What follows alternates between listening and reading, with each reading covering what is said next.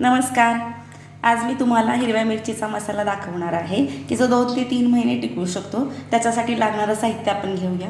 50 gram कोथिंबीर घेतली, 50 gram हिरव्या मिरच्या घेतलेल्या आहेत, 50 ग्रॅम लसूण घेतला आहे, 20 ग्रॅम मीठ घेतलेलं आहे आपण, अर्धा चमचा जिरे घेतलेले आहेत आणि अर्धा चमचा ओवा घेतलेला आहे. आता आपण हे सर्व एकत्र मिक्सरच्या भांड्यामध्ये बारीक करून घेऊया.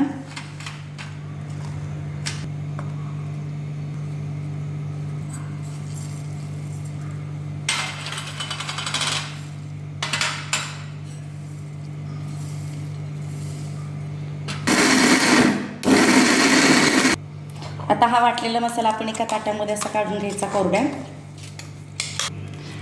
हा ताटात पसरून घेऊन तुम्ही उन्हात किंवा सावली दोन्ही प्रकारे वाळवू शकता.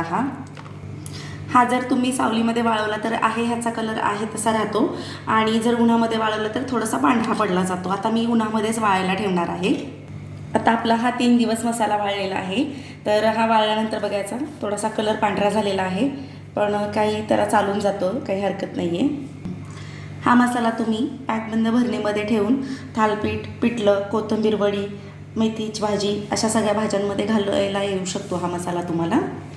आता हा मी काचेच्या भरणीमध्ये भरून ठेवते आणि असेच नवनवीन व्हिडिओ पाहण्यासाठी चॅनलला सबस्क्राईब करा आणि व्हिडिओला लाईक आणि शेअर करा. धन्यवाद.